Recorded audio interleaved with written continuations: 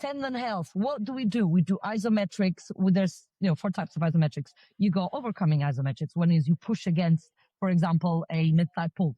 You go where you're just holding dumbbells and you can change and manipulate the positions to the sport specific. So essentially you're training the tendon. So people train muscles, bodybuilding style. All you do is training that muscle individually. I personally believe that we were created to move the way that we were designed to move, which is to run, jump. So regardless of your age, you should be doing that. Did you know, this is a statistic that I found the other day, that after the age of 30, I think is over like 95% of population never sprint again. I actually heard that as well, which is crazy. Yeah. But think about it. You can't just go from not exercising all your life to sprinting. So that's all my programs are to build you up to that, whether you're a beginner, you've been doing it or not. But you can do it. It just takes a long time and you need knowledge. So you can't just do it. It requires high level of understanding. So this is why we're S&C coaches and we're not personal trainers. And I think it's important. Most people don't even know what a strength and conditioning coach is versus a personal trainer. Personal trainer, you get a 2-week course and ta-da, you can coach people, which is absurd to me. So it's not very well regulated, our industry, which is a shame. And then when you're a strength and conditioning coach, you need to have a level 4 accreditation, or what we call the UKSCA, or the National Strength and Conditioning Association, which is the American one, or you got the UK, which is the UK one. And obviously all the experience I've had outside those courses as well has been key, and my own experience. So that's the second one, tendon health and fascia training, which is something there's not a lot of research that I actually want to study it. I'm thinking about it. We'll see.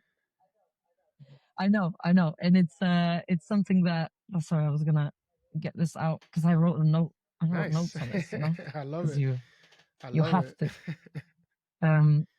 Yeah. And the third one is the load management. Load management is essentially tracking how much you do, for example, game, gym, how much of something you do, whether it's the time, duration of the session, or how intense it was. And what you end up with is what we call the acute chronic workload ratio. The reason it's so tough to track that in basketballers is because we cannot use, at the low level, GPS, because everything is indoors. So then the NBA, they do have an indoor GPS tracking system. Obviously, as you can expect, it costs a lot. So we as S&C coaches, we do find it hard to track load and recovery in that sense for all of the teams. So what you need to do is manual tracking, and you end up asking players of their RP, but it's commonly underrated. Now it's so important to have S&C for everyone at the grassroots level, because what happened with when I was at the academy, I had calf issues because of overload injury. So that also fueled all of these things, is because I myself didn't have the support system when I was in the academy. This was 10 years ago. I didn't have an S&C coach. So that fueled my want to be an S&C coach as well, because I wanted to help people that are younger that never had the support like myself. So what's one thing, because this is something that I think is important, because this is why I love, honestly, to have these conversations, because I understand that I'm a basketball coach. So when it comes to basketball, shooting, passing, the skills, the mindset, the importance of warm-ups and cool downs, I will honestly say I'm still learning the importance of stretching, cool downs, the importance of all of those things.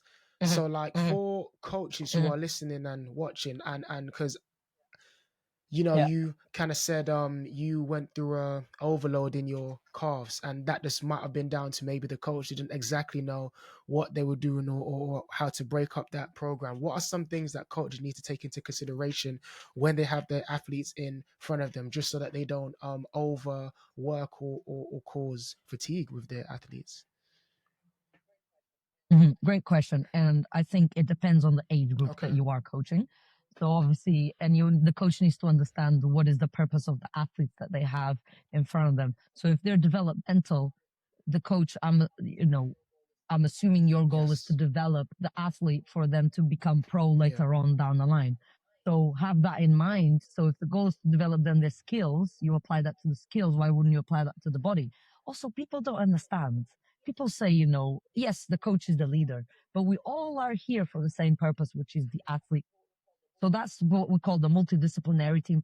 Everyone, if you have the same goal, you should all lead to the same outcome.